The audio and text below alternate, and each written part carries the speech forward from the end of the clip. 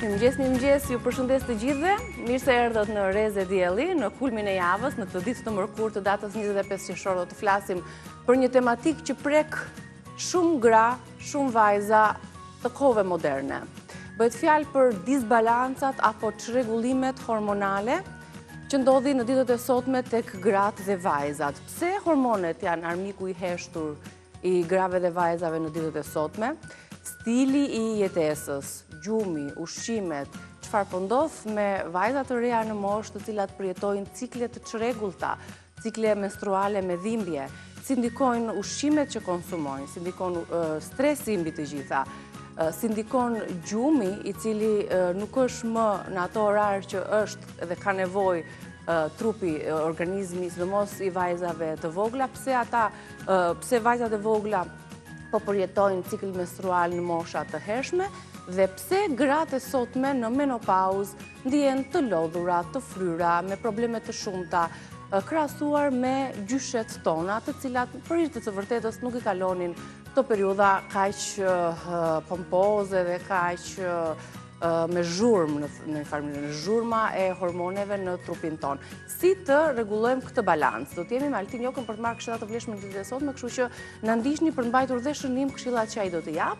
Ndërkohë, në pjesën tjetër të bisedës tonë kemi ftuar një artiste e cila bën një art të veçantë. Ajo merret me artin e rezinës, si të krijosh vepra arti nga një material i rrjedhshëm, i lëngshëm që kërkon durim, kërkon kreativitet, kërkon art. Kështu që edhe ne do të kemi materiale dhe boll objekte të cilat ajo i ka sjell në studion ton, do t'i sjelli pak më vonë për na treguar këtë art të bukur që mund ta bëj kushdo që është i apasionuar pas artit dhe pas krijimtarisë. Ndërsa në kuzhinë do të shkojmë tani tek Albana, sepse edhe këtë veshje nëse ju e shihni kaq të bukur, ma ka bërë dhurat Albana, që të përshtatem edhe unë me stilin e saj bavarez dhe unë të falenderoj shumë. Mirë se të gjeta. Ta gëzosh. Ja, hajdin çik këtu me mua tani të dalim pak, bëjmë çik. Meci. Meci. Tani ti që ke një stil të veçantë, bavarez, nga të gjitha shefet, jo vetëm këtu në Shqipëri, në Ballkan, në rajon dhe më gjërë, je me stilin më të veçantë të veshjes si një shefe kuzhine televizive, dhe të përgëzoj, dhe përveç se 100 përparseve, apo janë shtuar më shumë? Janë shtuar. 100 ca përparseve, që do më thonë për kushtimi dhe dashuria për profesionin kalon edhe tek pjesa e të dukurës bukur, dhe po ashtu, ky stili bavarez, që ti të përfaqëson dhe ke krijuar atë stereotipin tënd në ekran, që shkon dhe është unik, po çpate që ma injektove dhe mua, se po më pëlqeka dhe mua. Se më pëlqen. Sepse unë jam një... Si u dukemi? Unë jam e mbushur, jam gjyshe, kurse vajza është Liza në botën e çuditërave, që vë vetë të mrekulli. A, do vendosja edhe një nga ato shamite bukura? E ke dhe ato. Edhe një përparse. Shkojmë na një vend në punë. Me brap. Se këtu na mbulon bana po pjesët e bukura. Kjo veshja për shkakun kishte edhe ato përparse, po i thash tani ta bëjmë çik më televiziv, se unë s'do gatuaj për shkakun, se kam ndonjë punë ose nëse më ke caktuar ndonjë punë sot shkoj e marr përparse. Po se kemi këtu. Erë tjetër, mirë, erë tjetër. Gjyshja ime dikur thoshte, njerëzit janë të gjithë të bukur, po kur je i bukur në shpirt del akoma dhe më e bukur. Edhe unë them, gocë, ty dhe i thes me patatet, një thesh patatës ta veshësh, ti do ta nxjerrësh bukur se ti ke një trup të bukur. Kaq, ti ke një trup të bukur. Është familja. Edhe e marr. Çfarë kemi këtu? Cornflakes. Gatuan, do t'i gatuash, do t'i mbushësh, do bësh një tortilla sot. Do bëj tortilla sot. Vendos direkt. Tortilla për ne të gjithë, për gjithë të rinjt që kemi në staf. Kam. Me çfarë shije duhen? Fileton e pulës. I ke pyetur ti pjesën tonë të staf. Po pak a shumë, unë kam marrë atë baziken. Pak a shumë. Gjë që e di që pëlqehet tek të gjithë. Pra po kanë çik mostar, çik majonezë. Pulën. Një fileto. Sepse me fileto pule shkon. Aty kam marrë një pako, normalisht mund t'i bëjmë dhe me dorë, po kalojmë çik edhe e largojmë pak edhe tradicionalen. Baza tradicionale është prapë. Po. Kam. Ti tregojmë mirë çfarë na duhet. Mishin e pulës që unë direkt e vendos. Mishin e pulës nga filetoja, gjoksi pulës për kështu në kubik të vegjël. Dhe për pjesën tjetër të tortillave, se çfarë ju duhet juve për ta përgatitur në shtëpi, fare thjesht, edhe me shumë fshije në fund fare, do ta lexoj tani recetën direkt në ekran që të vazhdojmë punën më pas me përgatitjet me hapat e mëparshëm. Tortilla pite të mbushura.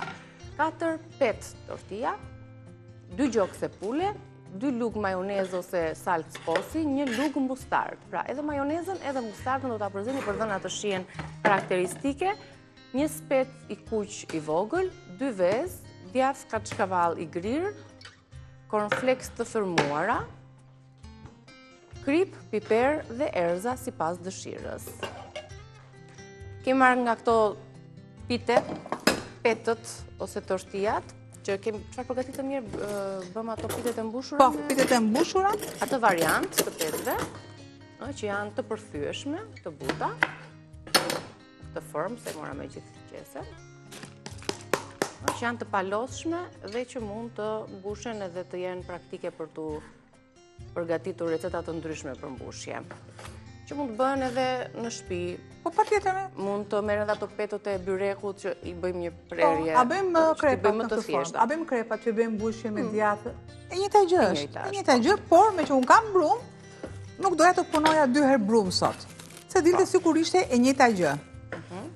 Pra, mishin e pulës, ndrojmë talierën, ndrojmë thikën patjetër. Presim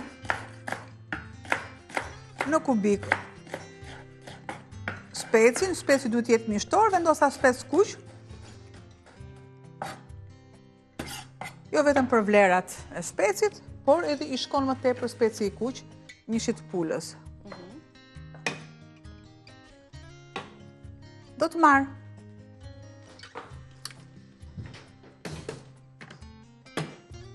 cornflakesin në mëngjes që ne kemi.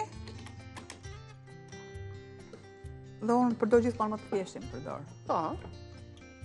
Pa përzierje të shumta. Po.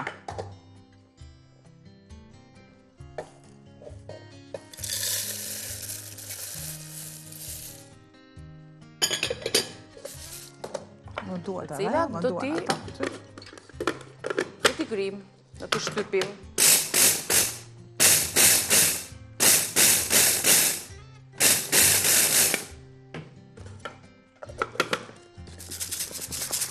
Do edhe pak.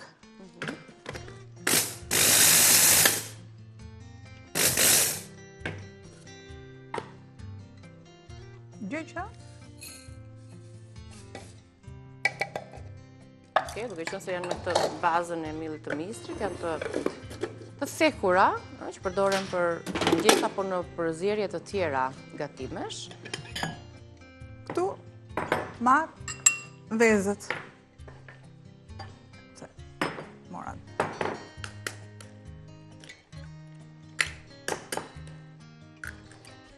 Me këto përmasa ose gramatura që ne kemi të shohim se sa tortilla mund të mbushim dhe ju pastaj i përgatisni dhe i shtoni përbërësit sipas numrit të tortillave apo piteve që do të mbushni për familjen tuaj. Gjithmonë këtu bëhen gatime, si thuash, në porcione më të vogla. Se kur thua ti, njeri bën disa edhe... Ja. I lëm vezët në një. Largoj.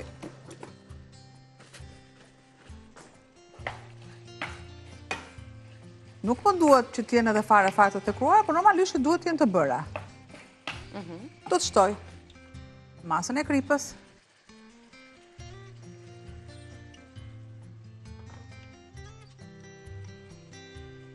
Pakos piper. Largoj çfarë mua nuk më duhen. Mi jep mua t'i largoj nga lavamani, mos të pengojnë aty. Derisa të zbardhet, skuqet mishi.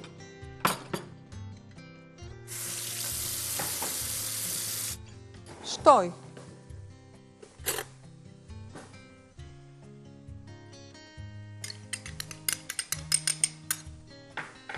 Masën e salsave, që është mustarda dhe majoneza. Kam majdanozin e freskët. Lëre të këtu, ja. Të thatin, në? Të freskin e mbledhin të thatin. Ndonjëherë bimët apo erzat, kur janë në gjendje të thatë, lëshojnë më shumë aromë, kanë më të përshëndruar disa element të caktuar. Nuk po flasë për rastin specifik të majdanozit, por për shumë energjiku e kaktëve ti. Po, sa energjiku duhet, shumica duhet të shtohet i thatë dhe më pak i freskët. Duhet të thekërohet mishi apo duhet jeti Jo, nuk do thekërohet. Nuk do thekërohet, do kaloj më pas e gjithë kjo masë që ne do vendosim në tigan. Shtoj.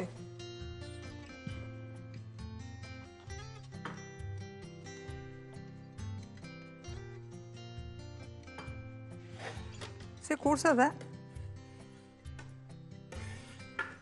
ne po të duam, edhe pse mos të duam faktikisht, një këtë lutë ma mandes furën, se ta kaloj në tigan, duke qënë se e shmang tiganin. Disa i vendos në furë, disa i vendos në tigan.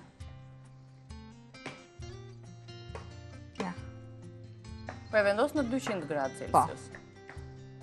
Ke aty edhe një tavë të zezë të lutëm, ku janë zhvëndi tavëve, edhe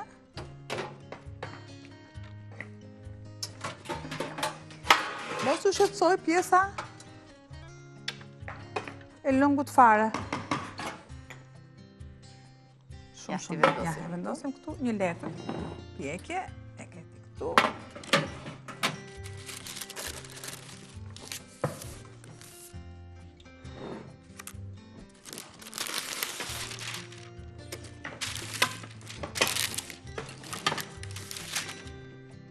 Aty do ka urdisim tek mishit edhe pjesa tjetër. Atëherë, që unë të jem pak më e shpejt. Që qep nuk ka kjo recetë, kemi pecin e kuq, që unë të jem pak më e shpejt. Dhe këtë salcën. Dhe përse jo mos jem e shpejt, marrë një lugë.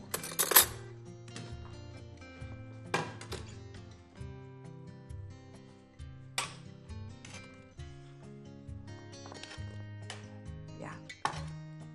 Bëjmë atë masën që ne duam fillimisht. Lëngun më duhet ky lëngu. Asgjë, unë nuk shkoj dëm. Asgjë nuk shkoj dëm. Kemi atë pjesën e salcës. Okej, e lëm pak që të karudisës, edhe në t'i lëm kohën e dur që të mos e hamat mishin të pas të kuqur mirë, kështu që ne kemi momentin ton të shkëputjes përpara se të vazhdojmë me mbushjen dhe me përgatitjen e hapit të dytë dhe përfundimin e tortijave. Është oferta e ditës së sotme nga Prostatol Kompleks, mos u largoni, rikthehemi shpejt. Ja të kemi në kuzhinë për të vazhduar me tortija, topite të mbushura, të shishme, të thjeshta, të shpejta, edhe sigurisht që na plotësojnë një moment të bukur se hoqëm kështu shpejt e shpejt, se u ka urdisën ashtu siç duhet tani. Pra nuk duhet të thekrohen, po ja, shiko, ja, ngjyra. Ja, ngjyra.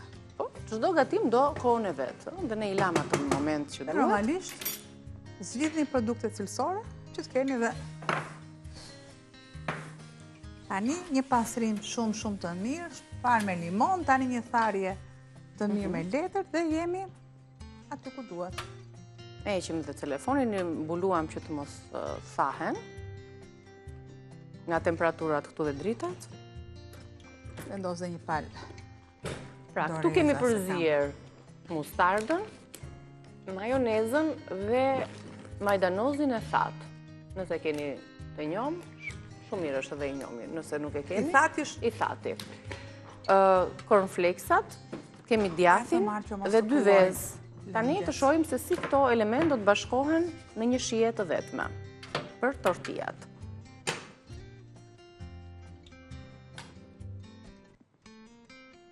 Ju mund t'i bëni me salcë kosi, mund t'i bëni me ketchup, mund t'i bëni kombinime kos, majonez, hudhër. Merë një formulon edhe hapni një biznes, tortija të mbushur, të larmishme me shije. Provojni njerë fillimisht me familjarët, me komshit, me pallatin dhe pastaj, pse jo muj, nuk e them me shaka. Jo, nuk është shaka. Në biznesi mirë tani në këtë periudhë.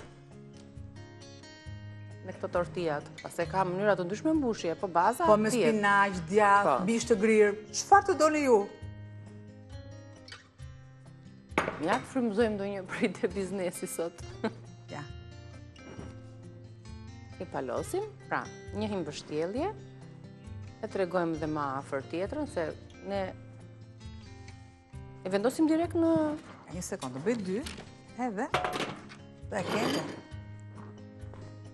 Fillimisht me salcën, edhe njerë mustard, majonez, majdanos, djathi but. Për shumë, kur hapet një biznes në fillim fare... Na të frëmzova në qikë për biznesin, vendosën produktet e shumëta, me bolli, cilësore. Kështu do shkoj prapun, kur shkoj njërë në dytë. Të dyta për shumë, fillova të jetë, më pak satë, sa të treshi klientelën. Po, dhe kur se bëjmë duhem për mil llogarit.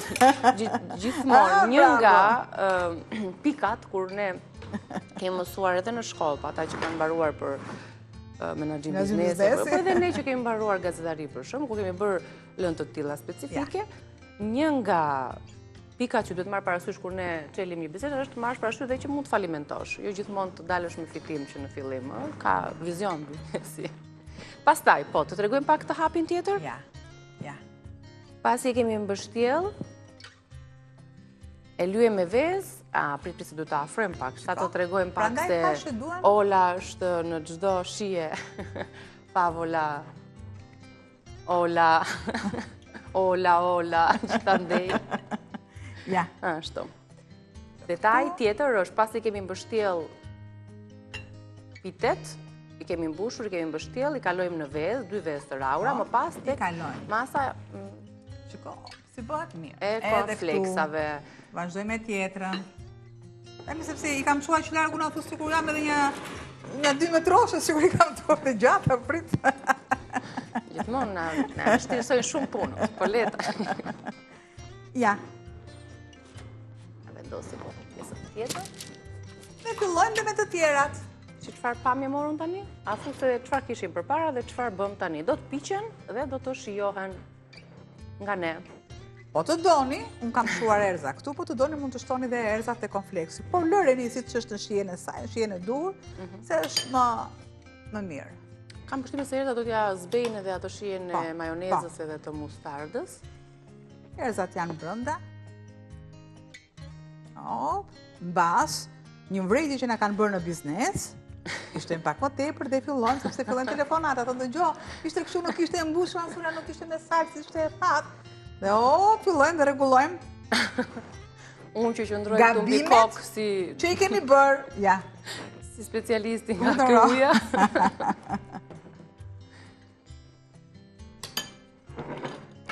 Pra, salca djathi. Sepse djathi është që jep shijen.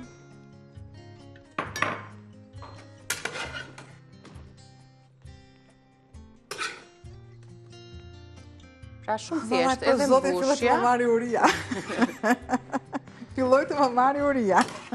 Janë bjelse. Ja, do të mbush pak më tepër, sepse thamë, vërejtja, mledhin. Tu. Si që bënim dhe kur kalamajt e vegjën, që im shtilin pëllerën të kopanecja. E një ta gjë është.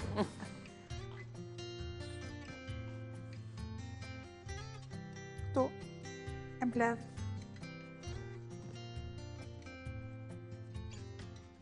Opa. Si që veprojmë me bëj një krasim si kemi mbështjellë, si me japrakët për shembull. Ajo teknikë është, pavarësisht se është tjetër gatim. Te veza dhe pastaj lyrja me vezë bën që të ngjiten cornflakesat dhe të qëndrojnë, plus që lyrja bëhet edhe për faktin që të qëndrojnë të pukthitura petët edhe të ngjitura me njëra tjetrën që të mos hapen, pavarësisht se t'i vendosim nga ana e poshtë me pjesën e palosjes që të qëndrojë ashtu. Pjekja më pas do ta mbledhi më mirë edhe do ta bëj që të mos shkëputet dhe ja tek i kemi. Kam edhe një.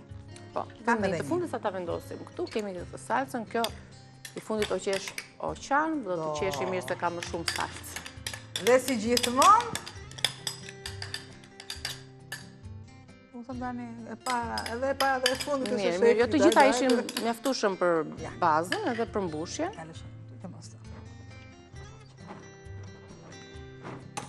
Pra, kemi 2 mënyra ose 2 variante për t'i pjekur apo skuqur, një në furrë, ne vendosëm t'i pjekim, mos na marri kohë tek soba, ose pastaj mund t'i skuqni nga zgjuar. Tortillat janë të gatshme, një ngrohje duan dhe ato konsumohen siç janë, por për t'i dhënë atë shijen edhe cornflakesave, pak vezës, edhe pamjen e bukur, mendojmë që te pjekura do të marrin më shumë pamje të mirë, të bukur edhe të këndshme në shije. Pra, mos harrojmë t'i vendosim të gjitha produktet, pastaj për pjesën e mbushjes, ja u lëm në dorë edhe avisave, ne ju sollëm një sugjerim. Baza me mustardë edhe me majonez, patjetër është që është e pandryshueshme, them unë, se do të marri, na duhet të jetë ajo shije. Sepse fillon dhe masa e vezës, që limitohet.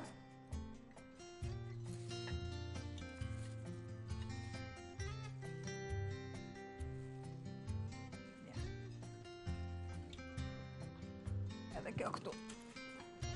Dhe përfunduan. Kjo është receta jonë e parë për një familje prej 5 antarësh, ose nëse do të konsumoni nga 2, do të llogarisni dhe pjesën tjetër të pakos me këto pite apo tortilla. Shohim dhe një recetën të shkruar se çfarë përmban tortilla të mbushura apo pite të tilla të mbushura, të cilat kanë brenda mishpule, 2 gjokse pule, 2 lugë majdanoz, ose salcë majonez, ose salcë skosi, majdanoz të thatë apo të njomë. Ne përdorëm të thatë në këtë recetë, sepse njomi do të kalojë dhe proces termik dhe nuk na pëlqen që ta gatuajmë. Mustarda, speci kuq i vogël i prerë në kubik, 2 vezë, djath kaçkavall i grirë, dhe cornflakes të thërmuara, krip piper erza sipas dëshirës, si kundërthash që është një prej tyre edhe majdanozi. Kjo ishte receta jonë. Ne nuk ndalemi këtu, jo. Çfarë do bëjmë tjetër? Te ke njëjta recetë? Do t'i vendos në furrë. Okej, do i vendos të piqe. Ani mos të gënjem. Po. Rinia i doj çik të kenë më shije. Mos themi gjëra kosjes që ndrojnë.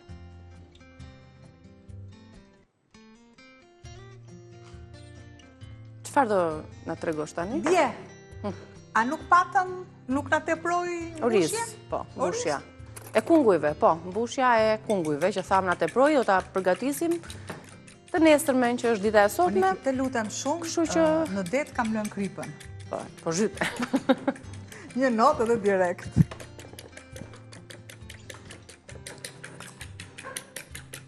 E lumt. Pra mbushja dhe njerë kishte, si që thamë, orizin e zier, bim aromatike, domate, mish të grirë, hudhra, ja si që shihni këtu. Edhe bimët aromatike, këtë mbushje të cilën e përdorëm dje për të mbushur kungujt e njom, dhe që doli një recetë fantastike, kungujt e njom në salcë të bardhë, ne ta përdorim tani dhe për mbushjen e këtyre tortillave. Nuk shtoja asgjë tjetër. Një këtu, edhe një këtu.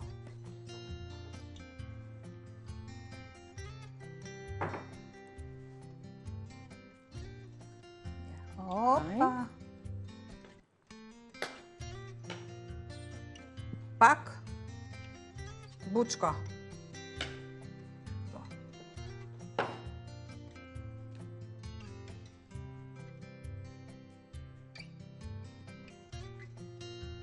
Ansoret. Një mbështjellë dhe këto do t'i skuqim tani. Po. Direkt. Këtu.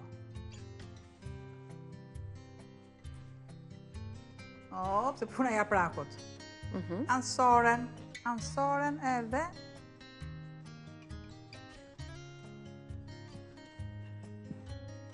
e marrë më pranë vetes. Normalisht, ja, opa, shikon, futet veza direkt edhe në pjesët më në thonjza intime, në thonjza, në brëndësin, sepse petë nuk e hapim dot. Ja, opa, ja, një tillë,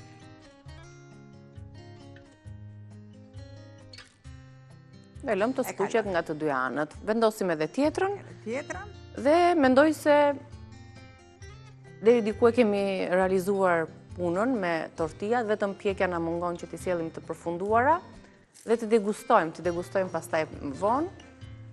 Pas reklamave, ne do të rikthehemi përsëri për të vazhduar me recetën e dytë. Mund ta zbulojmë se çfarë kemi në pjesën tjetër? Në recetën e dytë ne kemi, le të kalojmë te supa më mirë. Okej, bëjmë supën, kemi dhe recetë të tretë, kështu që pas publicitetit marrim pak kohë për të sistemuar vendin, ne ju presim të rikthehemi.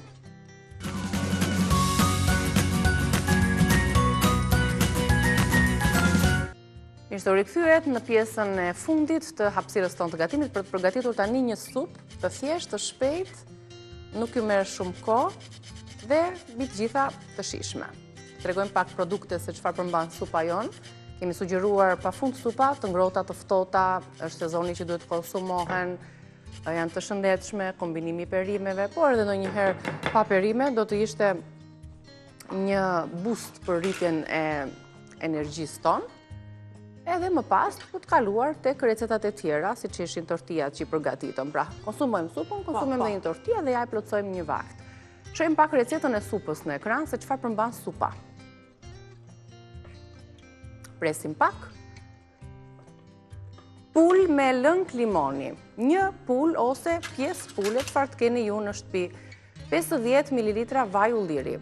Një limon, pra lëngu i tij, një lugë gjelle niseshte, krip piper i zi, lëkurë e grirë limoni.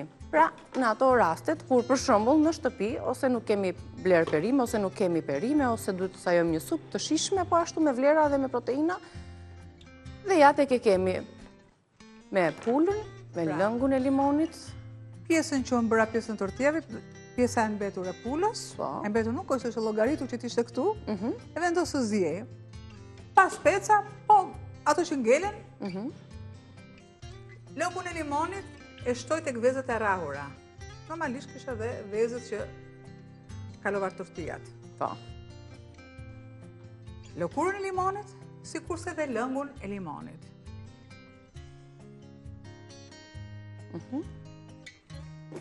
Pra, të jetë ngopur me vitaminë C me lëngun e limonit. Shtoj një prekje kripe, sikurse dhe pjesën tjetër të niseshtesë.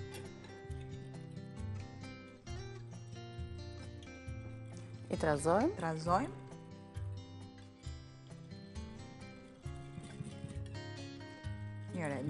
Mirë.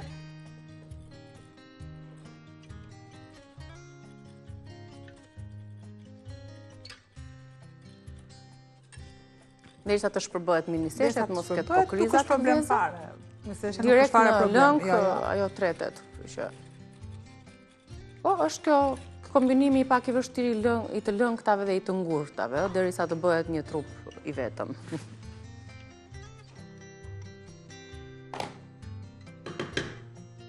Shtoj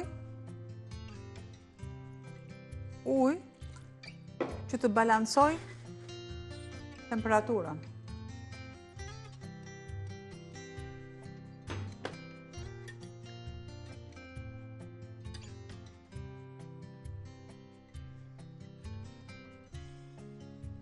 Si që bëjmë atë prerjen, kur bëjmë supën me oriz ose supën me pull, kur bëjmë prerjen me vezë me limon, është e njëjta logjik që duhet të ekuilibrohet dhe balancohet temperatura, në mënyrë që të mos prihet veza dhe të mos qëndrojë në copza tek supa. Pra kam diku te 2 lugë gjelle niseshte. Ose niseshte.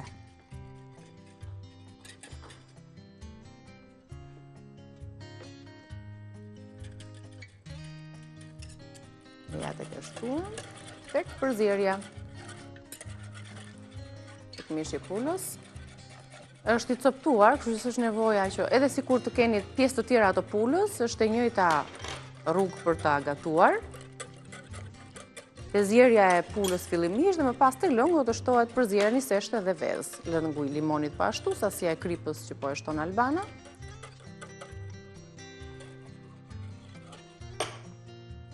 E kaloj kush do, kripën e shton, kush do e lë me kaq. Normalisht, gatimet asnjëherë nuk bëhen me krip, sepse kam dëgjuar shpesh që thonë, dëgjova ka pak krip. Normalisht gatimet kanë pak krip. Kripën ja shtoni ju. Prandaj edhe në tryeza kalon kripa dhe piperi, vaj dhe uthulla. Ose shpeshherë mund ta zmendosojmë për ata që nuk ju bën mirë kripa, të gjithë nuk ju bën mirë kripa, për ata që specifikisht kanë gjendje shëndetësore, është limoni që e përmirëson shijen e gjellës dhe mund të zmendosoj pak a shumë edhe kripën. Ja do si pak edhe limoni është balancuesi më i mirë, sikurse që ndronte xhinxheri në bim. Ja. Shumë mirë.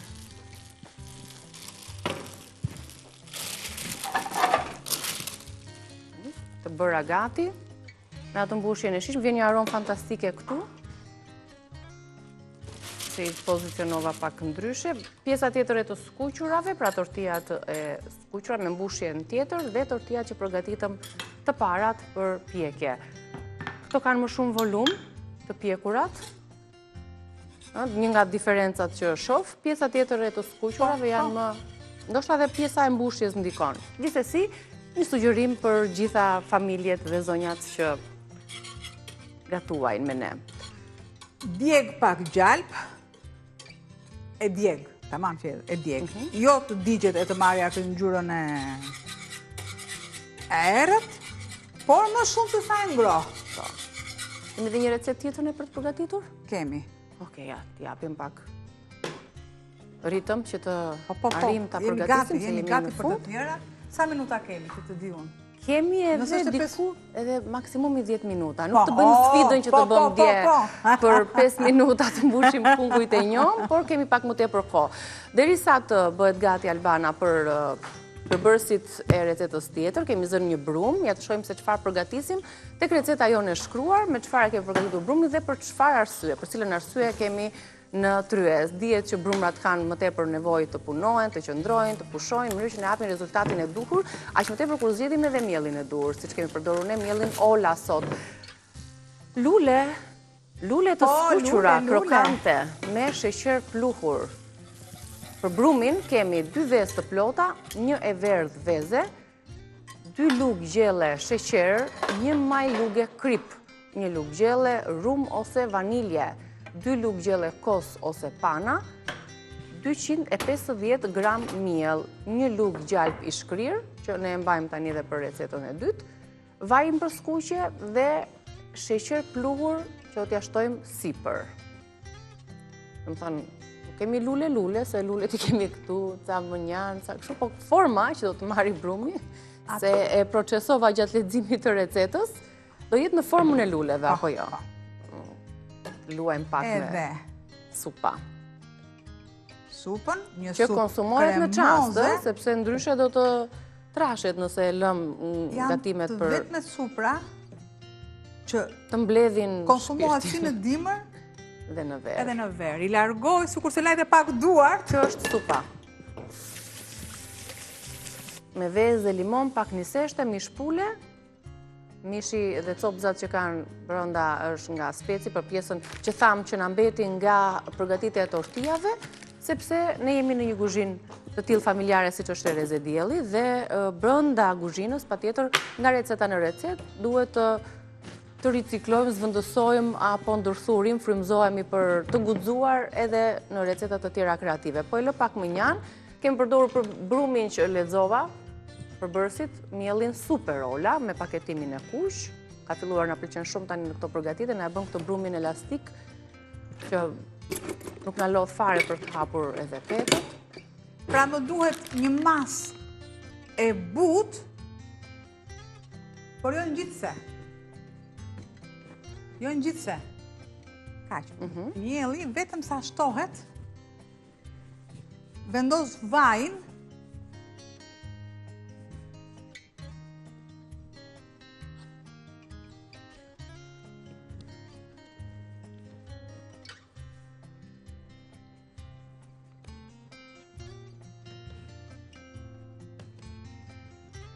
se kanë ndenjur, mjaftueshëm kanë ndenjur, është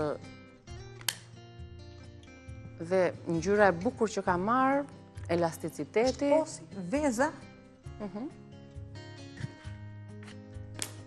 E ndajmë kështu në kulaçka, ndoshta është vaj gati dhe ne skuqim të parën për ta demonstruar dhe për ta treguar.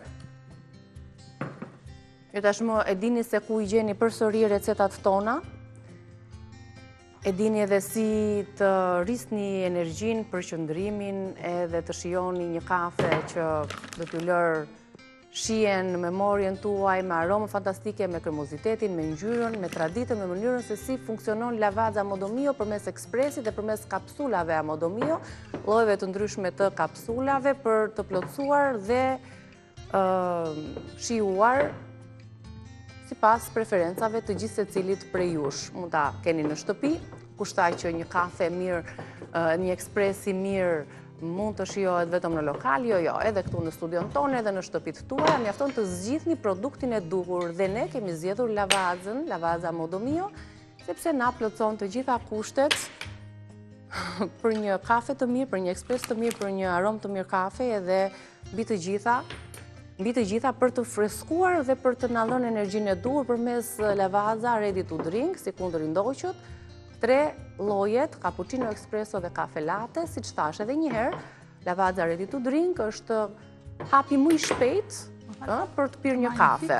Thjesht I keni aty në frigorifer, hapeni, provoni, shoqërojeni ditën tuaj. E veçanta, po ja u them që ta dini dhe ta fiksoni mirë, e lavaza ready to drink është fakti që ka një ëmbëlsi të ekuilibruar, një delikates, një prekje të lehtë të qumshtit, dhe një shije fantastike. Nuk është nga ato përzierjet që ne mendojmë se na velin. Një të bardhë veze, shpejt, një të bardhë veze dhe çfarë do të sjellim? Të bardhë. E ke jashtë. Ashtu. Tani. Ne përfunduam gatimet. Do ta skuqë Albana, gjatë kohës që Albana skuq dhe na tregon lulen e parë. Ja, bashkë janë, vetëm një vezë dua, vetëm kaq. Të këtu. Po nxiton, ë? Po, djesë turp. Stres.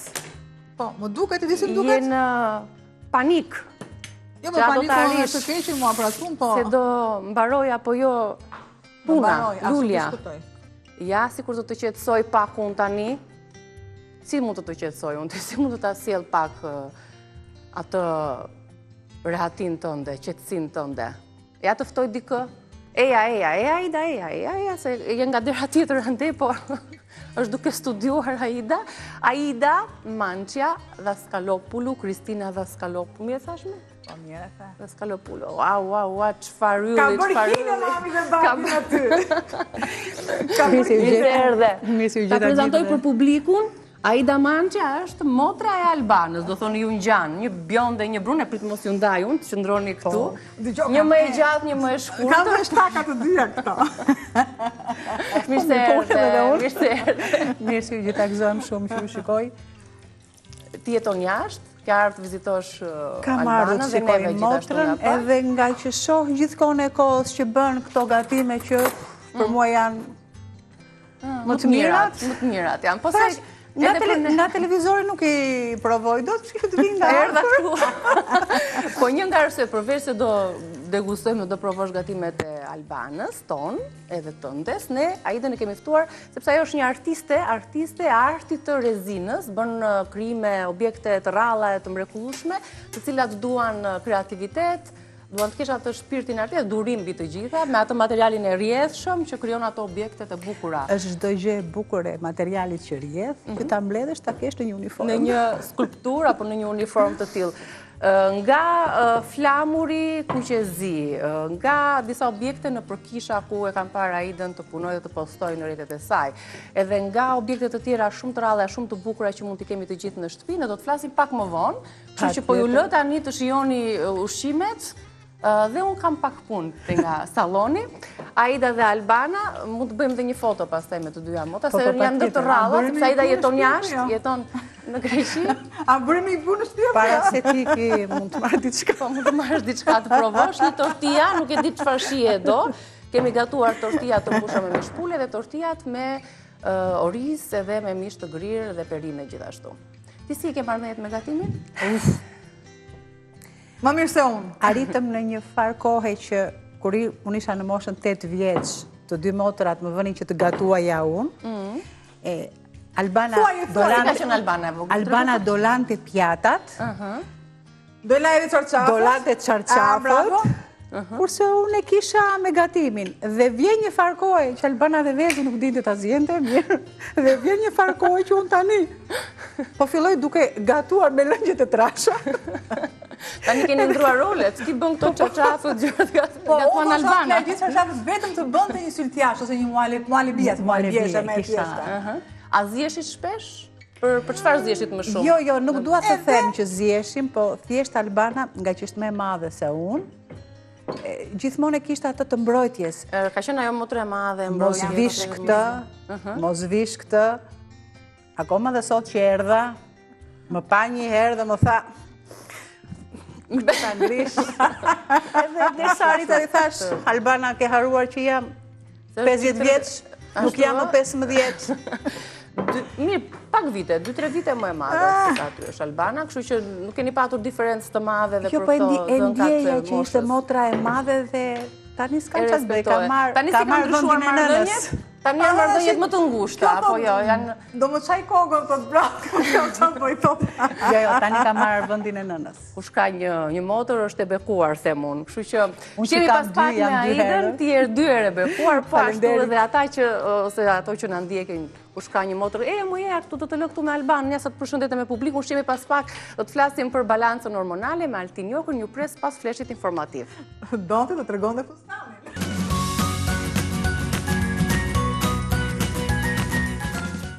Mirë se erdhët në Reze Dielli, do të flasim për tematikën më të rahur të kohëve të moderne, përsa i takon grave dhe vajza, përsa i takon çrregullimeve hormonale. Lidhemi në Skype me Altin Jokën, nutricionistin dhe specialistin e mjekësisë holistike, për ta nisur me njëherë tematikën dhe të marrë këshillat e duhura çdo grua dhe vajzë që është duke na ndjekur. Të përshëndes Altin. Edhe unë ju përshëndes gjithë, faleminderit. Mirëmëngjesi, faleminderit për kohën, edhe besoj se sot do t'japim këshillat të duhura për gratë dhe vajzat që na ndjekin, të cilat shpeshherë përballen me këtë disbalancën apo çrregullimet hormonale, dhe do doja të pyesja direkt nëse mund të quhet që hormonet janë armiku i fshehur i heshtur i grave të kohëve moderne, të kohëve në të cilat jetojmë për shkak të mënyrës se si ato ndihen, më të lodhura, më të stresuara fizikisht dhe sigurisht disbalanca hormonale sa ndikon te këto. Po, mund të themi me një fjalë po, sepse në këtë kohë që jetojmë, pra në këtë kohë të vrullshme ose në këtë jetë moderne, midis të tjerave dhe gratë janë vënë para një stresi shumë të madh kësaj kohe. E dyta, ka rritur shumë mungesën e gjumit. E treta, ushqimi i përpunuar, shtimi i duhanit, shtimi i alkoolit, shtimi i kremrave estetik dhe makiazhit që ka nivele shumë të larta kimikatesh, sasia e ngritur e pirjes kafes, pirje energjike me shumicë. Çfarë bëjnë të gjitha këto? Në fund fare, këto mblidhen dhe godasin drejt për drejt sistemin hormonal. Sepse hormonat tona janë në formën, mund të themi, si një orkestër, kurse cili hormon luan një rol të caktuar në të orkestër. Në momentin e parë që vetëm njëri nga kjo orkestër, që donë si vegën, apo stonon, të gjithë ngadalsojnë gjithë pjesën e harmonisë të orkestrës, kështu që e kthejmë një lloj kakofonie. Sepse hormonet janë lajmëtarët tanë të brendshëm që i tregojnë trupit se çfarë mund të ndodhi ose çfarë mund të ndodhë, ose çfarë po ndodh në trupin tonë. Dhe ato fillojnë na flasin nëpërmjet gjuhës tyre, kujt? Nëpërmjet ankthit që u that, ciklit të parregull, fryrjeve, lodhjeve, problemeve të gjumit, dhe gjithë kjo stil i jetës moderne që ne nuk e largojmë dot, por kemi mundësi të paktën ta ekuilibrojmë, do sjellë këtë disbalancë ekuilibrave hormonal. Dhe midis tyre fillojnë i pari fare është kortizoli nga hormonët kryesorë që është hormoni i stresit, i cili shton fryrjen, ngadalson nivelin e progesteronit, pra ull progesteronin dhe ulja e progesteronit bën që ti jesh më shumë në stres, më shumë në ankth, ti je më shumë pa gjumësi, një cikël edhe më shkurtër. Probleme me disbalancimin e estrogjenit, se cila kur është në tepris krijon fryrje dhe një kohë ke probleme me aknet, humor të paqëndrueshëm, na jep fryrje ose rreth barkut ose shtimi në peshë, kështu që të gjitha këto do na sjellin probleme me lodhjen, po ashtu dhe insulina, e cila niveli i lartë i konsumimit të karbohidrateve dhe të ushqimeve që ka nivele shumë të larta të sheqerit, do na sjellin problemet që nga PCOS-ja, që nga dhjami në bark, që nga rritja e peshës e tjere, hormonet e tiroidës janë thelbësore, që ato fillojnë ngadalsojnë çdo lloj procesi metabolik, që nga rënja e flokëve deri tek kapslëku, deri tek temperatura që ne ndiejmë, deri tek mungesa e energjisë. Prandaj, të gjitha këto që ju thatë, patjetër janë pjesë e jetës moderne që sot gratë janë të goditura.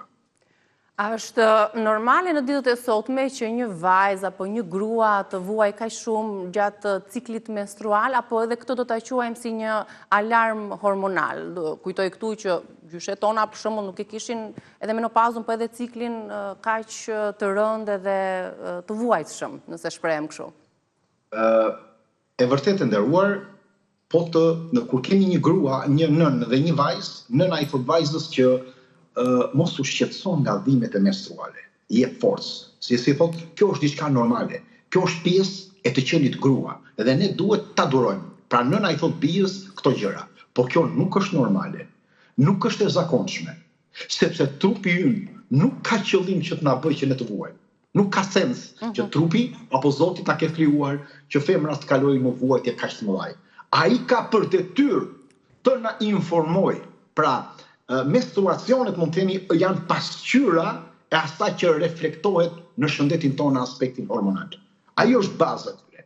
Çfarë duhet të jetë një cikël hormonal? Si e kanë kaluar në parë, sepse ne themi një shprehje që sikush i ka deklaruar në parë, nëna tona nuk flisnin, gjyshet tona kanë qenë të tushme, ku e dim dhe ato kanë vuajtur, po jo, janë bulumtimet që janë bërë në Gjermani, në Kanada, janë bërë në Amerikë, që ato flisnin, pra po nuk po flasim vetëm për vendin tonë. Pra ciklet kanë qenë shumë të normale, ka qenë brenda 28 apo 32 ditëve, kanë qenë pa dhimbje të forta, kanë qenë me gjakrjedhje mesatare, me ndryshime të lehta emocionale, të pandeshme dhe jo ekstremitete. Ndërsa sot ne kemi dhimbje të forta barku, ne kemi gjakderdhi shumë tepër, ne kemi fryrje ekstreme, kemi akne, kemi probleme të luajtjes të fortë të emocioneve dhe shpërthimeve që ne bëjmë gjithmonë, probleme të kapslëkut, të mikrobiomës, kemi mungesë energjie, dhe në shumë raste reflektohet edhe të problemet e depresionit. Kështu që ne mund të themi që të gjitha këto, që ne mund të themi elementet kryesor, unë të thash që janë baza kryesore aty hormoneve, por që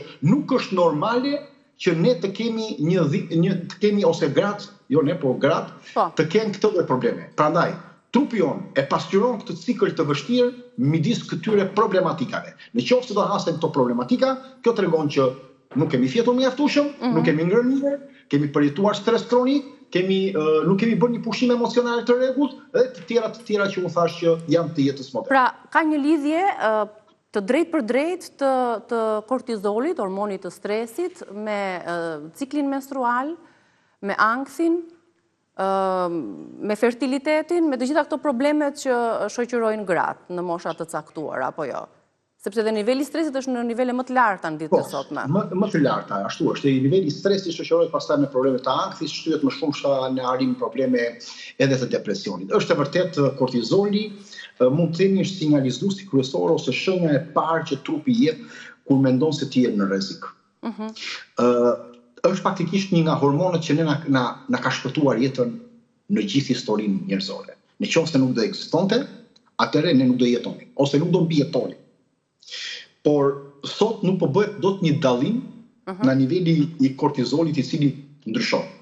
Në moment saktuar, kur ne jemi në një stres kaq të madh, në muaj, në kohë të vazhdueshmërisë, ndodh një vdekje e ngadalt dhe gjithë balancës hormonale. Sepse është baza kryesore kortizoli për gjithë aspektin hormonal. Është ai flaka që i vë benzinën të gjithë aspektit hormonal. Sepse kortizoli shtyp nivelin e progesteronit. Në qoftë se do shtypet niveli i progesteronit, pra duke u rritur, ne do kemi më shumë ankth, nervozizëm, më shumë infertilitet, më shumë dhimbje në menstruacion. Në qoftë se kortizoli midis tjerave bllokon ovulimin. Prandaj shumë gra nuk ngelen dot shtatzan sot. Në momentin që ovulimi ndërpritet ose bllokohet, ne kemi probleme. Se dhe progesteroni nuk prodhohet, mungon qetësia, mungon balanca dhe do shfaqet infertiliteti, që shpesh ne bëjmë analiza dhe themi si është e mundur, është e pashpjegueshme. Po kortizoli është nga rritësit më të mëdhenj të inflamacionit të heshtur në trup. Dhe jo vetëm për problemet e menstruacioneve, apo për akne, hormonet, djeshmërinë që ne mund të kenë femrat në këtë moment. Por kortizoli është një nga elementet kryesorë që rrit nivelin e inflamacionit kudo. Në një publikim të madh që është bërë tek Fertility, te një gazetë për femrat, u pa që gratë që kishin nivele të larta të kortizolit, 40% kishin mundësi më pak për të mbetur shtatzan. Dhe në momentin që ky kortizol ulej, kjo ulej në 30-20%. Pra, shose e rëndësishme ishte kortizolit. Tjetra u pa në një hulumtim që gratë që punonin natën dhe normalisht kishin një stres 1.8-2.5 herë më të lartë, kishin probleme me menstruacionet në 67 dhe në 72% dhe kishin probleme 48% të infertilitetit. Vetëm se punonin natën. Pra, kur bën një hulumtim. Prandaj, në momentin që një grua, se si do ta kuptojmë ne që ka dhe kortizol, se ne do të kuptojmë edhe çfarë, ore në rregull, thotë ai dakord, kjo është i dëmshëm, po si do ta kuptojmë ne? Në qoftë se nuk flet dot gjatë natës, pra ai shtrihet, po nuk flet dot. Në qoftë se gjithmonë ndihet e lodhur, në qoftë se e ka gjumin e keq, në qoftë se zgjohet në natën për pra her pas here i shqetësohet gjumi, në qoftë se ka një lloj frike të brendshme gjatë ditës, rrifje të zemrës, rrafje të shpeshta, është person që nuk dudoron dot zhurmat, stresin e njerëzve. Ka një cikël të është i dhimbshëm. Gjithmonë ku ndjen një ngarkesë shumë emocionale, kur është shumë e lodhur. Të gjithë këto mund të them që kortizoli po thotë, po ju lajmëron. Keni kujdes se në rast se ju nuk e kuroni, keni për të sëmur. Çfarë ndodh? Në rast se ju do flini pas orës 23, nuk do prodhohet niveli melatoninës, sepse kulmi është ora 10 deri në orën 2, prodhimi melatoninës që ndihmon progesteronin. Në qoftë se ne nuk ushqemi mirë, në qoftë se nuk do bëjmë shëtitje në natyrë ose do t'i rregullojmë nëpërmjet këtyre fakteve, rregullimi i frymarrjes etj dhe ushqimi i bimët etj. Pra, në këtë rast mund të themi, nuk është trupi yt që çedon. Është lodhja që ti e ke ngarkuar këtë trup që po disbalancon apo dëmton me kortizolin. Altin, shumë gra për probleme të thella hormonale përdorin pilula kontraceptive. A është një zgjidhje kjo, apo është thjesht një mask për momentin edhe më pas ka dhe pasoja të tjera? Çfarë mendim ke? Nuk është mendimin kjo. Unë do them mendimin që ekziston në përgjithësi. Pilulat ose këto kontraceptive nuk shërojnë. Ato thjesht modifikojnë ose fshehin problemet e shenjave që ne kemi. Në qoftë se ne do përdorim që gratë po përdorin shumë pilula për shumë probleme të akneve, problemin e akneve, ciklit, problemin menstrual etj, çfarë bëjnë? Ato ndërpresin ciklin natyral, sepse shumë thelbësor. To hormone që ne po i marrim, po i zëvendësojmë me hormone sintetike. Pra po imitojmë estrogjenin dhe progesteronin të trupit tonë. Trupi jonë nuk e kupton për momentin, por në momentin që e kupton, ai kthehet kundër. Do krijojë gjakridhje artificiale. Kur nuk kemi probleme menstruacionet. Vetëm për ta krijuar një ident që ti je në menstruacione. Por, gradualisht do dëmtoj gjithë balancimin hormonal. Çfarë është parë në disa studime, ja ta themi, te gazeta klinike e endokrinologjisë tregoi se pilulat që konsumoheshin sistematikisht dëmtonin e çrregullonin jo vetëm mikrobiomën e zorës, por ishin inflamacionin dhe ishin paralelësi disa sëmundjeve autoimune. Gjithashtu u pa që dëmtonin vitaminën B6, B12, magnezin, folatin, zinkun, që janë mjaft thelbësore, determinante për shëndetin hormonal të fetusit, të trurit dhe të fertilitetit. Pilulat kanë parë që rrisin piksin e gjakut të femrat, sjellin probleme kardiovaskulare në të ardhmen dhe do sjellin shpërthime të simptomave të tjera që ne i kemi shtypur me dhomë. Pra ne i kemi shtypur. Pra kjo mund të jetë një gjë e përkohshme për të kontrolluar edhe problemet e lindjes, edhe problemet e akneve dhe të menstruacioneve. Por nuk duhet të jetë zgjidhja universale dhe bazë që një grua duhet të përdorë. Sepse pilula nuk shëron, thjesht mbulon situatën ku ndodhesh. Në moment caktuar, trupi ka për të kthyer, ndoshta edhe një sëmundje edhe më të rëndë nga ç'mundet të ç'mund. Shumë gra për shembull thonë që kam dhjam vetëm tek pjesa abdominale, tek pjesa e barkut. Edhe ky është një sinjal për një problem hormonal apo është diçka më tepër? Çfarë kuptimi ka dhjamit e barku?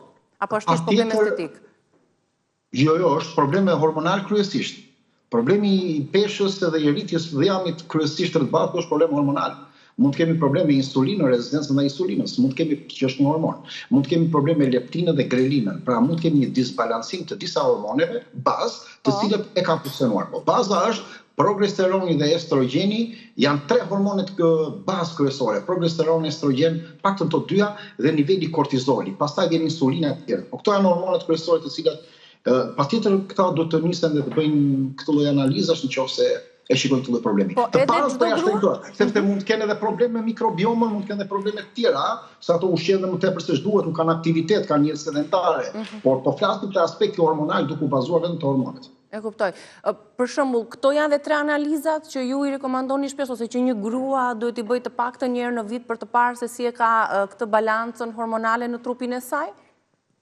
Po, është e mira që analizën kryesore që duhet të bëj, pra në jetën e vet, të paktën në jetën e vet, duhet të bëj progesteronin, estrogenin, këto të dyja se s'bën, edhe në qoftë se ka mundësi edhe në kortizolin, por për mendimin tim mund të bëj FSH dhe LH.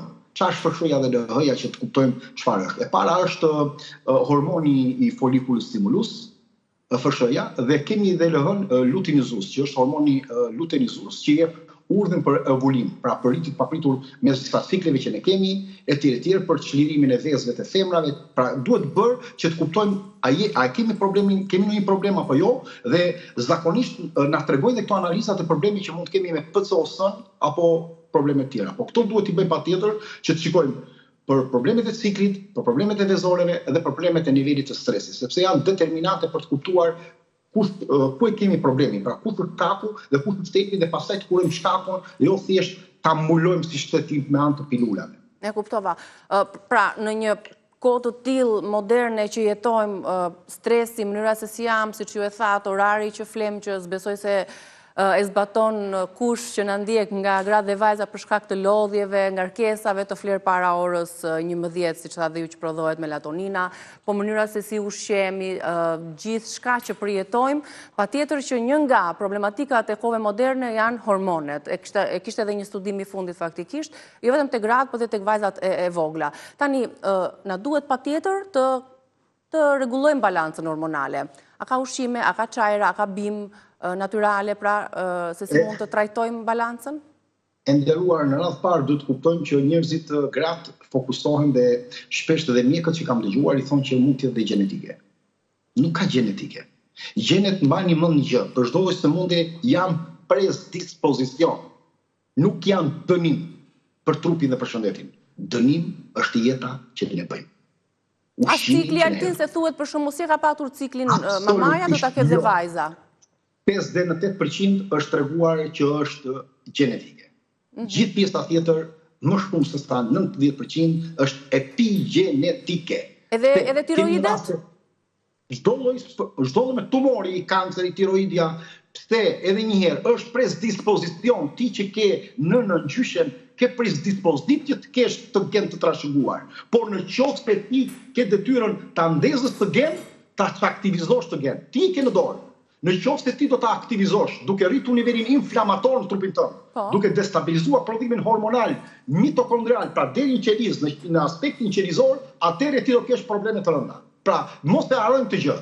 Ne mund të themi, për shembull, mund të kemi raste familjare, ose kemi për shembull fakt interesant që janë publikuar, janë 2 motra. Të dyja kanë të njëjtat gjene. Të dyja vijnë nga një nën. Njëra ka një cikël perfekt, nëna e vet ka pas cikël me probleme dhe kujtoj se të dyja jo, sepse ajo është ushqyer mirë, i kemi në studime, në ulëntime. Ajo ka pasur më pak ankth, ka punuar më mirë, ka bërë aktivitet dhe ka pasur më pak këto lloj probleme. Pra, edhe një herë, nuk mund të zhvillohet një sindrom nëse në qoftë se ti nuk hash rregullisht sheqerna, në qoftë se ti do lëvizësh, do bësh aktivitet, nuk do kesh një jetë sedentare, do kesh një balancim të jetës në përgjithësi, do kesh nivel më të ulët të stresit, nuk mund e do. Në qoftë se ti do flozhon, në qoftë se ti nuk do hash ushqimin që duhet, atëherë apo dhe gjithë këto probleme që ne tham, Ne avëm fajin gjenetikës. Jo, gjenetika është presdispozit. Nuk është dënim për trupin tonë. Nuk ka raste të vërtetuara. Deri dia ashtu ishte, por tani është vërtetuar që gjenetika ndikon 5-10% në të gjitha problemet që ne mund të kemi. Në aspektin e suplementar që ne mund të përdorim dhe të ushqimeve, mund të kemi bimët dhe ushqimi janë modulator natyral të gjithë sistemeve tona imunitare dhe midistirave sistemit endokrin që goditet nga parët. Ato janë baza për të kthyer edhe balancën dhe elementet kryesor për të kaluar të situatë. Dhe kush janë? Duke filluar nga niveli i lartë i fibrave, niveli i konsumimit, niveli i lartë i yndynave të shëndetshme, vaji i ullirit, vaji i lirit, vaji i arës, vaji farave të ruçit, e verdha e vezës, konsumimi i avokato sepse ka omega 9 dhe ka nivel vitaminës E që rregullon ciklin menstrual dhe rregullon dhe nivelin e progesteronit, vaji i ullirit mbështet estrogenin. Dhe e verdha e vezës ka nivelet të mira të kolinës dhe të vitaminës D, e cila përsërit rregullon problemet e progesteronit. Konsumimi i arave, kryesisht i arave braziliane, që kanë nivele të mira të selenit. Çfarë është seleni? Është një detoks i estrogenit. Farat e lirit janë balancues të estrogenit, sepse përmbajnë nivelet të fitoestrogenëve dhe farat e lirit, por edhe të qias, elementë të tjerë, brokoli, lakra, lule lakra, rukola, pomodorini, hudhra dhe qefa, se përmbajnë komponime squfuri që ndihmojnë edhe në detoksifikim, panxhari, repat e të tjera. Pra, këto duhet kemi parasysh, edhe farat që ne thamë apo bananet edhe elementë të tjerë të çajrave, edhe probiotikët ose ushqimet me nivele të larta probiotikësh. Por, në rast se duhet përdorim bim, atëherë duhet dim për çfarë. Nëse kemi mungesë të progesteronit, nga më të mirët është aguliçja, sepse ndihmon edhe në infertilitet, por rekomandohet që balancon nivelet e progesteronit, nëse ne do të kemi nivelet e progesteronit shumë të ulët. Midis të tjerave për të rregulluar problemet e progesteronit, duhet marrim disa çajra qetësues. Qoftë një çaj lule pasioni, qoftë një çaj alpin gjatë ditës, që ne duhet ta konsumojmë për të rregulluar nivelet e kortizolit. Nëse kemi një dominancë të lartë të estrogenit, duhet përdorim nivelet të sherebelës, sepse është nga më të mirat sherebela në këtë drejtim. Por në anë tjetër duhet të rregullojmë dhe mbështesim detoksifikimin dhe hormonal dhe problemet me rregullimet e ciklit hormonal, edhe mbështetjen e mërqisë. Atëherë një nga elementet më të mirë edhe të androgjenëve që mund të kenë femrat është çaji mentes, që duhet përdorur 15-20 ditë na 2 herë në ditë.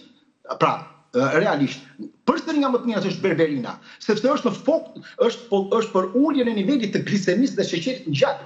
Pra edhe po ashtu dhe ul dhe nivelin e androgjenëve. Pra ta kemi parasysh. Ashwagandha është antiinflamator, ul inflamacionin, përmirëson gjumin, rregullon problemet me tiroidet dhe me hormonet e tiroideve.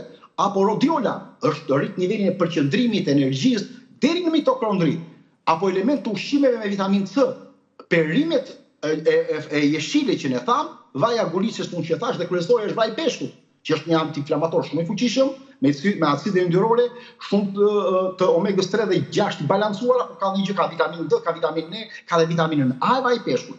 Pra, në këtë rast ne duhet të dimë se çfarë kemi dhe në momentin kur e kuptojmë që çfarë simptomash kemi, a kemi fryrje, a kemi ndjeshmëri, a kemi ndonjë cikël të rregullt, duhet përdorim në bazë të tyre në bazë të analizës që thamë.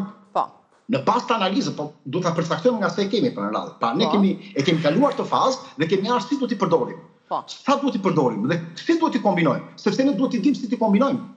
Nuk mund t'i marrim të gjitha bashkë, duhet t'i marrim pak larg nga njëra tjetra dhe jo të bashkuara me njëra tjetrën apo në kohë, dhe duhet t'i bëjmë me cikle. Nëse kemi problem të progesteronit, testosteronit, problem të estrogenit apo probleme të insulinës, të grelinës, leptinës e të tjera. Pra çfarë problemi kemi, ato duhet përdorim. Po disa nga bimët dhe ushqimet që duhet kemi bazë është pikërisht kjo, po ashtu gjumi dhe aktiviteti. Dhe fasting që është një element kryesor, se është një detoksifikim për aspektin hormonal fasting, duke ulur dhe kortizolin, stabilizuar shumë nivele hormonal dhe po ashtu dhe probleme metabolik që ndikojnë edhe të problemet hormonal. Fasting pra agjërim me ndërprerje për personat të cilët na ndjekin dhe nuk e kanë praktikuar ndonjëherë, sigurisht që është terapi më vete dhe agjërimi dhe duhet bërë patjetër në konsult sikundër edhe çdo suplement apo çdo kombinim që ju përmendet patjetër duhet bërë sipas një konsulte me një profesionist specialist i fushës, në mënyrë që të dim sa kohë zgjat, në varësi të problematikave që secila prej nesh mund të mbartë. Për tek ushqimet që përmende, dua të ndale pak, sepse dua të dim sa të sigurta janë këto ushqime, se ne ju na thoni konsumoni këto perime, por sa të sigurta jemi ne që ato janë pa hormone, pa pesticide, të cilat ne i konsumojmë për të rregulluar balancën, por na çaktivizojnë nga ana tjetër këtë dirigentin e famshëm të trupit tonë që udhëheq çdo gjë, çdo proces të trupit. Kemi dyshime te kjo pjesa? Kemi dyshime shumë, patjetër. Në një perim mund të gjenden rreth 30 pesticide sipas Departamentit të Agrikulturës së Shtetit Bashkuar të Amerikës. Pra pesticidet ekzistojnë, absolutisht. Se disa disbalanca vjen nga këto ushqime për shembull, tek fëmijët. Patjetër, nëse do të marrim nivele të larta kimike, nëse do marrim nivele të larta pesticideve, patjetër. Por është vetëm një zgjidhje që ne kemi mundësi. Pra ne do të fokusohemi, sepse ka një problem.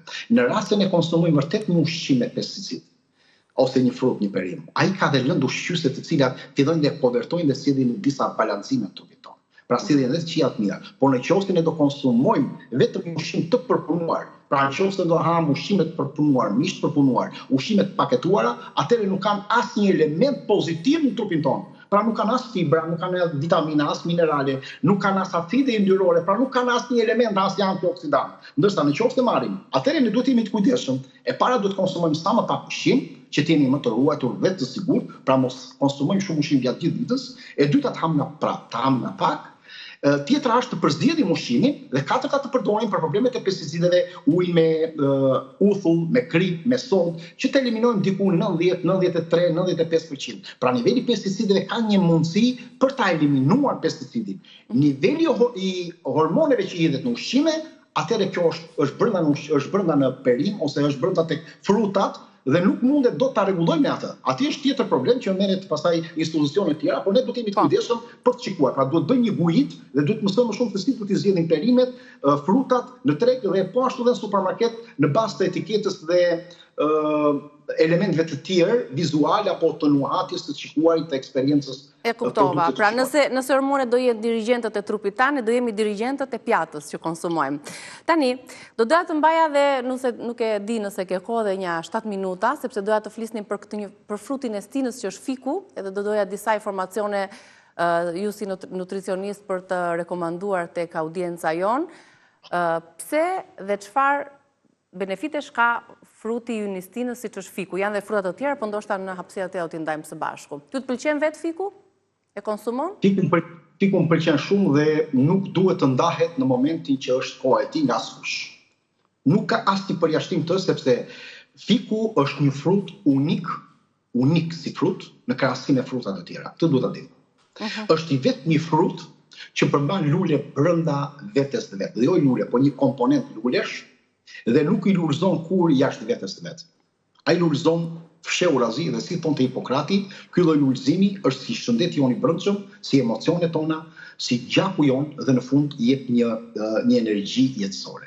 Fiku është vërtet unik sepse përbërjet e tij ushqyese, mënyrën se si rritet, mënyrën se është quajtur dhe lashtësi fruti i mençurisë, edhe nga aspekti terapeutik e shëndetësor është nga më uniket, sepse edhe struktura e tij botanike është bërë sepse është një lloj grezë e veçantë, e cila është simbiozë unike me fikun për ta prodhuar. Pa njëra tjetrën as fiku nuk bëhet, as grenza nuk bie tonë. Që ta dim. Është i vetmi frut që ka një grenzë që shkon për ta krijuar. Fruti i fikut është përmendur jo kot edhe në librat e shenjtë, në Kur'an, në Bibël, edhe në librat e hindu. Pra është shprehur për arsye të mirësive që ai ka. Sepse rrallë gjen një frut që ka një ekuilibër të rrallë midis sheqerit natyral, pra fruktozës, fibrës, kaliumit dhe antioksidantëve. Një perfeksion. Profesori i mjekësisë i Stanfordit, Christopher Garner, ka thënë një gjë shumë bukur. Në qoftë se ai ka marrë pjesë në disa studime për fikun dhe shumë probleme tjera dhe thotë, në qoftë se ju do keni një problem shëndetësor, atëre mos harroni që unë të parën gjë që pyes njerëzit, a keni konsumuar fiq? Në qoftë se ju keni një sëmundje, tregon që ju keni mungesën e fikut. Dhe ai thotë që duhet të jetë nga konsumuesët, domethënë nga ushqimet që në kohën e vet duhet konsumuar. Sepse edhe për alkalitetin që ai jep, edhe për elementet e veçantë që ai përmban, dhe për fitokimikatet që ai ka, e të tjerë e të tjerë. Tani le të themi se çfarë bën fiku. Fiku redukton kolesterolin, ndihmon në pagjumësi. Ndihmon është edhe më mirë se çajra bimor, se shumë çajra bimor që ne kemi përmendur. Po të vëm fiku dhe çajrat bimor, fiku i anashkalon shpejt e shpejt gjithë çajra. I kalon dhe shumë para në radhë. Është stimulues i jashtëzakonshëm për problemet hormonale. Për memorien, shumë i fuqishëm. Probleme me kolitin, me kapslëkun, me kancerin e zorës, kancerin e prostatës, të vezoreve, kancerin e mushkrisë, kancerin e lëkurës, kancerin e trurit, janë të gjitha të studiuara. Ndihmon në stabilizimin e tensionit.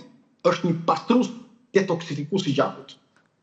Për zërin e ngjirur, nga më të mirët, për problemet e kristaleve, të gurve në veshka, për problemet e gurve në tëmbë, nga më të mirët.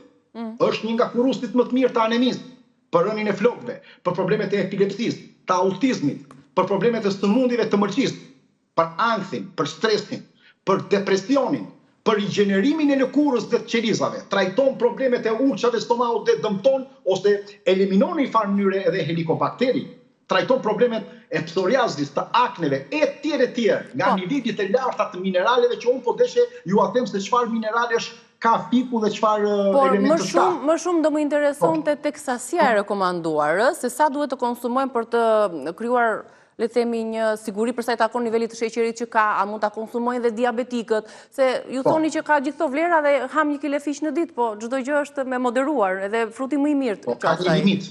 Çdo gjë ka një limit, edhe uji i tepërt është sjell problematike dhe mund sjellë edhe vdekje në ujë, që është i vetmi produkt që nuk ka nivel kalorik në botë, edhe që ne na duhet trupin tonë, edhe kur pihet sasi ai sjell problematika në shëndet deri në vdekjen e personit. Frika më e madhe njerëzve është anashëndosh apo jo fiku.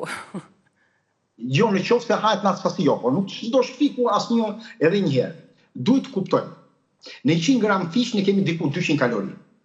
Por kemi elementë të tjerë të cilët stimulojnë nga niveli mineraleve, antioksidanteve, ku ka dhe karbohidrate, ka proteina, fibra etj, ato stimulojnë gradualisht. Pra dhe niveli i sheqerit nuk lëshohet. Është ndryshe kur e marrim nga një frut, ndryshe kur e marrim nga një lëng. Nëse marrim nga një lëng frutash të freskët, niveli fruktozës shkon direkt në mëlçi dhe patjetër akumulohet edhe niveli i diamit, edhe niveli glicemis etj. Tani, element kryesor të fikun është kjo. Një diabetik mund të konsumojë 1 deri në 2 fish në ditë, ndërsa një person tjetër mund të konsumojë 2, 4 deri në 5 fish në ditë. Varet nga fiku, gjithmonë, apo nga të. Shumë i mirë janë dhe gjethet e fikut, për të menaxhuar diabetin, gjethet e fikut janë nga më të mirë sepse kanë disa komponente bioaktive që ulin nivelin e sheqerit gjak. Ndihmojnë në përmirësimin ndaj insulinës, që duhet ta dimë, pra gjethet e fikut mund të përdoren për problemet të mitrës, të kisteve, problemet e mëlçisë etj. Pra edhe gjethet e fikut mund të përdoren, s'duhet hedhur poshtë. Për diabetikët është kaq. Pyetje tjetër çfarë keni më thoni?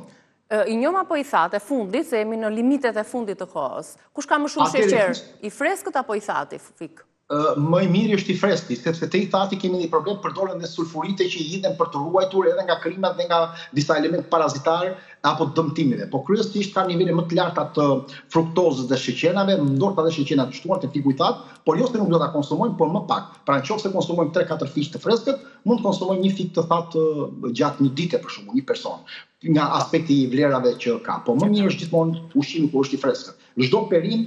Pra edhe boronica është më mirë e freskës se sa e thatë, edhe kumbulla është më mirë e freskës se thatë. Patjetër. Por nuk diskutohet edhe nga aspekti i vitaminës, edhe nga aspekti i gjithë përqendrimit të elementeve. Po, për elemente po. Jo, përqendrimi disa elementë përqendrimit e fiku i thatë janë më të mëdhenj, niveli i sheqerit, karbohidrateve etj më të larta të fikut të thatë se sa të fiku njom. Por rekomandohet fiku freskët. Nuk kemi fik të thatë patjetër, 1 cop, 2 cop. Diabetikët duhet të jenë pak më të kujdesshëm. Tani është sezoni, kështu që le ta shfrytëzojmë në maksimum se edhe nuk është zgjat shumë sezoni freskët e fikut, kështu që shijoni për problemet hormonale që thamë të grave, të menstruacioneve, për problemet e plakjes, të lëkurës, të akneve, dëmtimin e ADN-s që është shumë thelbësor, është nga më të mirët fiku edhe ashtu të tjera që unë përmenda. Unë të falenderoj shumë për këshillat që ndam sot me publikun tonë, të uroj një ditë të mbarë. Me siguri. Faleminderit Altin. Shkëputemi tani për një këshill mjekësore dhe do të rikthehemi përsëri në Rrezë Dielli.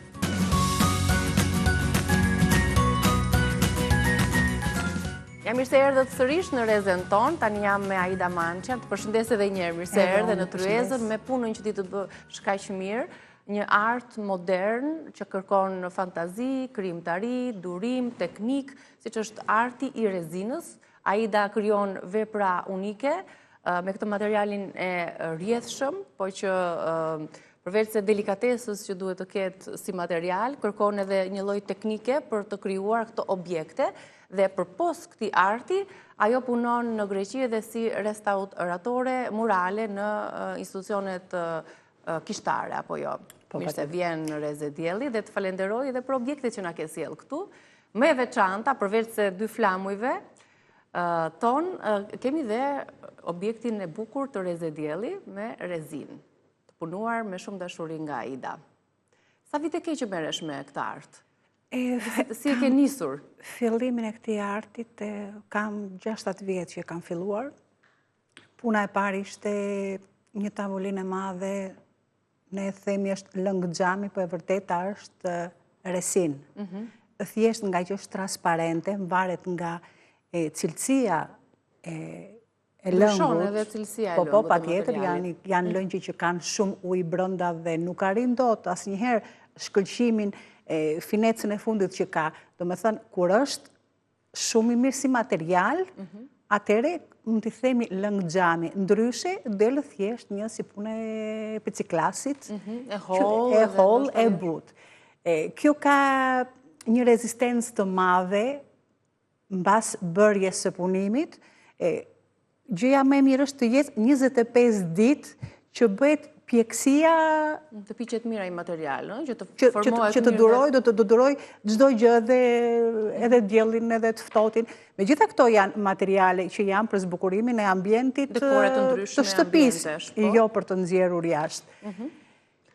Sepse shkrin thua? Nuk shkrin, po sido që tjetë nuk mund ta vësh edhe afër flakës. E kuptoj, pra, sepse është materiali i tillë. Pra, përveç se faktit që materiali duhet të jetë i tillë, pra cilësor, siç thua, të jetë më i plot, të japi dhe formën dhe trashësinë e duhur objektit, patjetër që kjo kërkon edhe teknikën. Jo të gjithë mund ta realizojnë, apo jo, durimin, fantazinë, kreativitetin për t'i dhënë forma dekoreve të ndryshme. Teknika është e para. Dhe vjen me eksperiencë. Gjithmonë duhet kesh dikë që të mësoj. Ne kemi pasur fatin se kemi pasur babain dizenjator i Liceut të Tiranës, kështu që kemi dhe në ADN artin që mund të bëjmë diçka. Më thënë, jemi në një farë momenti që mund të shikojmë diçka dhe të themi po do ta bëjmë. Çdo njeri mund të merret me rezinën ose me çdo art, po në varet se sa është rezultati fundit i punës. Ke për shumë objekte? Ke një numër për shumë të objekteve që ke realizuar? Kam kaluar 100-ën. 100 objekte të tilla. Për një periudhë të tillë është shumë një periudhë e vogël. Me të vërtetë e kam filluar punën para 6-7 vjetëve, po pastaj e lash, tani që thash... Ke më tepër kohë dhe merresh kam më tepër kohë, doja të mbushja kohën me këtë material. Është diçka që më pëlqen. Domethënë, mund të ri, edhe të qohem, për momentin them erdhi një ide dhe dua ta bëj për atë moment. Është një lloj terapie arti rezinës? Për mua po. Atë që ndjej atë e nxjerr. Domethënë, e para ishte që doja të nxjerrja flamurin e Kosovës, flamurin e Shqipërisë. Ishte puna më e madhe që më ka lodhur është Shqiponja me 2 krena. E ke realizuar dhe atë? Po, atë e kam bërë. Ajo është lodhja me madhe se unë e kam pundore, është art dore. Nuk kam makinerit, nuk dua ta përdor makinerin, akoma edhe në prerjet. A janë të vështira këto prerjet për shkakun? Si realizohet një? Sa kohë të merr? Se që duhet të rri disa ditë për të qëndruar dhe për të tharë dhe për të ka shumë proces të pune. Nuk është se do të marrë shumë orë. Domethënë, në fillim kemi MDF. MDF është materiali i drasës kompensat që themi. Atë do ta marrë që është 10 pont. Do skicoj objektin që dua dhe do pritet, pastaj bëhet me ruter që të bëhen komplet harqet, kështu që ka shumë punim dore. Megjithatë, ka edhe makinerira sot, që sot i vejnë në makineri dhe për të gatshme. Unë dua të kem diçka që e bëj me dorë. Do me thënë, nuk e dua të që është komplet e uzinës. Që ka të perfeksionin... Jo, nuk e dua kështu që ajo ka një ngjyrë tjetër, kësaj do t'i dalin, po që se do më kërkohesh të bëja një dhuratë tjetër prapë të Reze Diellit, Nuk do dilte e njëjta. Ka dalë shumë e bukur. Të falenderoj shumë. Nuk do dilte. Ora që sa herë të shohim këto akrepa, do na kujtohet Ida me artin e saj. Mundohesha, lëngu është transparent kur bëhet. Çfarë kërkojnë më shumë njerëzit? Më tepër orat janë. Orat janë më tepër se është edhe panoram, është edhe orë. Do më thënë, unë nuk është se do bëj vetëm këto. Mund të më thotë dikush që dua diçka për murin. Do t'i mas murin, do shikoj ngjyrat që ka në ambientin e shtëpisë dhe në pas asaj do bëj orën. Do më thënë, kur më thotë reze e dielli, duhet bëj diellin. Pash logon tuaj, edhe u mundova që të bëja harqet e rezet të diellit. Këto sipërfaqet janë më të mëdha, përveç se marrin më shumë material të rrjedhshëm, janë dhe më të lehta për ty se ajo rrjedh dhe zë të gjitha të sipërfaqen, apo këto të voglat me ndarjet kërkojnë më shumë punë? Të voglat janë më të lehta, se pasi kur unë bëj një objekt që është 1 metër, si proces të pune, ka MDF-in që thamë, do i bëhet një astar dhe do hedhësh lëngun. Lëngu i parë gjithmonë është që bën ujërat, ndarjen e ngjyrave, bëhet me procese të ndryshme. Kurse periudha e dytë që do bëhet shkëlqimi që i hidhet, sa më e madhe të jetë, është aq më e vështirë, se është një lëng që thahet, është domethënë dora e funit. Për t'i dhënë atë shkëlqimin që do të rezistojë në kohë. Që të rezistojë. Kështu që sa më e madhe të jetë objekti, aq më tepër lëng hedh. Mendoje që është edhe dëmi i madh që hidhet. E kuptoj. Se thahet me njëherë. Për ti mirëmbajtur, meqense këto janë materiale të ndjeshme dhe çfarë rekomandohet për t'i pastruar për shembull? Çdo gjë mund të vësh sipër. Nuk ka problem. Nuk ka problem. Deri tek ato tabakat mund të bëhen që i kanë rak zonjat. Tabakat sidomos për dasmat. Kur bëhet disku i dasmës që vejmë kurorën, që vejmë unazën, këto i marrin jashtë mase. Janë fotografit që bëhen. Gjëja më e bukur që del janë tavolinat e drurit. Tavolinat e drurit me ato rezinën sipër. Tavolina e drurit, gjëja më e mirë është që drurit jetë drur ulliri, që është një çik e vështirë për të gjetur bazën e madhe të ullirit, duhet jetë ullir i madh, para duhet kesh edhe një lejë që ta presësh, domethënë duhet ta kesh në vendin tënd, dhe sa më i madh është ulliri, aq më zgavër më të madhe ka brenda që unë mund ta mbush me lëngun e ritinës, që të dali diçka e përkryer. Për t'ia lënë ato ngjyrën natyrale që ka, po thjesht atë shkëlqimin dhe shkëlqimin e rezinës, që mund të jetë edhe më e përdorshme pastaj në tryez. Ndërkohë, përveç këtij arti, sigurisht që dita jote është e mbushur, ke 35 vite më the që jeton në Greqi, apo jo? Kush të ndihmon tjetër? Mësova që je edhe gjyshe. Po, jam edhe gjyshe. Janë shtuar shumë gjyshet e reja në moshë të re në ditët e sotme. Si ndjeshti? Nuk jam edhe re. Po, se zakonisht kur themi gjyshe, kemi tjetër imazh për gjyshet në ditët e sotme. Gjyshet moderne janë të mbajtura, janë të reja në moshë, bëjnë art, punojnë. Jam gjyshe, kam një vajzë 31 vjeç, që është e martuar në Angli dhe më ka dhuruar 2 libra, njëri është 5, tjetri është 3. Kam djalin që është 26 edhe është ushtarak në NATO. Tani në këtë moment është në Jordani. Kam dhe një vajzë të vogël 23, sado që tjetër do i them është e vogël, mbaroi akademinë sportive dhe është në Kardhica. I një nënë e plotësuar. Dhe tani ke gjetur atë momentin tënd për të çlodhur dhe për të bërë atë që ndjej, do me thënë besoj se të gjithë njerëzit mbas një cikli që bëhet të jetës, duam të arrim atë që kemi pas dashur gjithmonë. Janë disa talente dhe disa pasione që ndizen në një moshë të caktuar, sepse në atë moshën tjetër të vrullit të jetës, ti nuk e ke patur kohën dhe mundësinë, por aty ka fjetur brenda teje. Vjen një moment që njeriu stabilizohet me jetën, familjen dhe rindes pasionin e fshehur. Është kjo një mënyrë e jotja? Kjo është se gjithmonë mund të merresha me diçka, por duke pasur 3 fëmijë, duke pasur një burr që ishte politikan, ishte bashkiaku në Tripoli, në vendin që... Bashkëshorti juaj është grek, apo jo? Po. fatkeqësisht ka vdekur, na ka lënë, ka 4 vjet, kështu që fëmijët u ritën, hikën. Mua më doli ajo që kisha të merja, ishte edhe thjesht edhe punimet e babait, se gjithmonë kur isha e vogël babai më merrte me vete, më thoshte mbaje këtë, kujdes këtë, edhe e kisha. Edhe tani mendoj që sa herë që babai bënte ndonjë punë, na gërthisen e fëmijëve. S'ma solle këtë, s'ma bëre. Edhe tani jam munduar që unë t'i bëj punët vetëm, edhe mos të lov dikë.